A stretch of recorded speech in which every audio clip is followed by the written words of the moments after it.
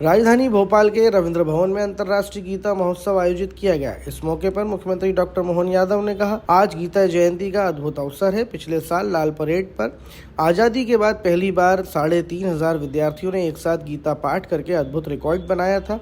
आज पूरे प्रदेश में 3 लाख लोग गीता के 15वें अध्याय का पाठ कर रहे हैं। यह वाकई हमारे लिए गौरवान्वित करने वाले क्षण हैं। भगवान श्री कृष्ण ने कंस को मारने के बाद जो पराक्रम किया वह अद्भुत है। भगवान श्री कृष्ण ने शिक्षा को महत्व दिया। यह दिखाता है 5000 साल पहले भी हमारा समाज इस बात को मानता था कि मनुष्य के जीवन में शिक्षा के अधूरेपन को गुरुकुल पूरा करता है। गुरुकुल में ही विद्यार्थी का जीवन परिपूर्ण होता है। महर्षि सांदीपनि के संपर्क में आने के बाद भगवान श्री कृष्ण ने 64 कलाएं, 14 विद्याएं, पुराण वेद की शिक्षा ग्रहण की। इसी आश्रम में उन्होंने गरीबी अमीरी के बीच के रिश्ते का भाव जाना। प्रदेश की भूमि पर ही उन्हें भगवान परशुराम से सुदर्शन चक्र मिला था। श्री कृष्ण और सुदामा की दोस्ती भी हमारे प्रदेश में हुई है। दोनों की दोस्ती से सीखने को मिलता है कि अपने स्कूली जीवन में जिनसे मित्रता हो उसको जीवन भर याद भी रखना है। आने से हम सभी के अंदर जो उत्साह है वो आपकी तालियों के जरिए यहाँ दिखेगा। गीता जयंती के पावन अवसर पर ऐसा लग रहा कि हमारे बीच गोपाल कृष्ण अपनी लीलाओं के साथ सारा आभा मंडल लिए विराजमान है। मैं दोनों हाथ जोड़ के प्रणाम करता हूँ, आपका अभिनंदन करता हूँ।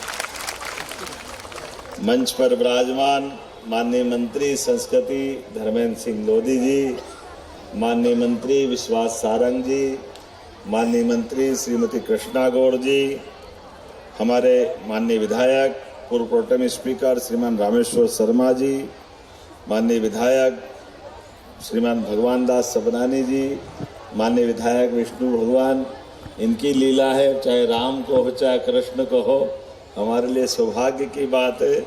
माननीय विष्णु खत्री जी, जिलाध्यक्ष रविंद्र यति जी, डॉक्टर उमेश वैद्य जी, विश्व गीता प्रतिष्ठानम प्रमुख डॉक्टर विष्णु नारायण तिवारी जी, केंद्रीय महामंत्री विश्व गीता प्रतिष्ठानम पंडित विष्णु राजौरिया जी, अध्यक्ष परशुराम कल्याण बोर्ड, इस अवसर पर SCS शिवशेखर जी, माननीय श्री राम तिवारी जी और आप सब, सच में आज गीता जयंती का ये जो अद्भुत अवसर है और ये बात सही है कि गत वर्ष गीता जयंती पर इसी लाल परेड ग्राउंड पर भोपाल में आज़ादी के बाद पहली बार 3500 विद्यार्थियों ने एक साथ गीता पाठ करके वो अद्भुत रिकॉर्ड बनाया था।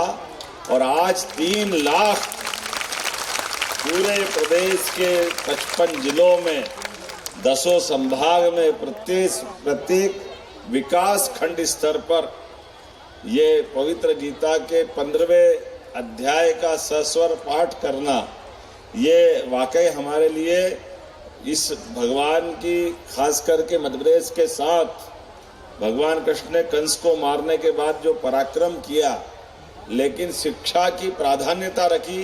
5000 साल पहले भी हमारा समाज इस बात को लेके चलता है कि विद्यार्थी अपने विद्याध्ययन काल के बाद सच में वो अपना जीवन पूरा करता है। जन्म से उसकी जीवन की जो शिक्षा की जो अधूरापन है वो गुरुकुल, स्कूल, विश्वविद्यालय में आकर के वो परिपूर्ण होता है। ऐसे में आचार्य सांदीपनि रिसीवर के संपर्क में आने के बाद भगवान ने 64 कला, 14 विद्या, सारे पुराण, चारों वेद, जिस प्रकार से इन सारी लीलाओं की, सारी कलाओं की उन्हें शिक्षा ग्रहण की, और हमने सबने देखा कि अगर कल्पना करें केवल भगवान कृष्ण का परशुराम जी के साथ उनको जब सुदर्शन चक्र मिला, उसके पहले उनको आचार्य सांदीपनि आश्रम में आकर के गरीब और अमीर की मित्रता का ये उस काल का भी गौरव है कि चाहे कोई किसी वंश का हो, हमारे यहाँ शिक्षा समान है। तो कृष्ण सुदामा की दोस्ती भी वो हमारे अपने प्रदेश में हुई है, जो हर काल हर युग में हमारे लिए एक हमेशा का पाठ भी है कि अपने स्कूली जीवन में जिनसे मित्रता हो, दोस्ती हो जाए, उसको जीवन भर याद भी रखना है। भगवान कृष्ण ने द्वारकाधीश होने के बाद भी अपने मित्र स्कूली जीवन वाले सुदामा को याद रखा और एक सबक उस समय भी दिया था कि मित्र के जीवन में कभी कष्ट आए तो आप उसको याचक बन करके उसकी निगाह नीची मत होने देना, उसको मदद करना जरूर करना, लेकिन पीठ पीछे से उसकी जो आवश्यकता है वो सारी पूरी कर दो और उसकी निगाह बराबरी में रखो, उसका मान सम्मान बरकरार रखो। ये हमारे लिए भगवान कृष्ण ने अपने मित्रों के बीच में भी ये पाठ सबके लिए दिया है। और चाहे वो महाभारत का युद्ध हो, चाहे कंस को मारने वाला घटनाक्रम हो, भगवान के जीवन का प्रत्येक पल उनके हमारे सबके लिए सदैव संघर्ष वाला भी रहा और सबको शिक्षा प्रदान करने वाला भी रहा है। ऐसे में हम सब जानते हैं, जब अपने दुविधा में फंसे अर्जुन के संवाद के माध्यम से भगवान कृष्ण कर्मवाद की शिक्षा देते हैं कि मोह और कर्म में से आपको एक मार्ग चुनना होगा, त्याग और अपने जीवन के आधार पर कर्म के लिए। तो कर्तव्य को देखते हुए हमारे सबके जीवन में मृत्यु तो आना अवश्यंभावी है।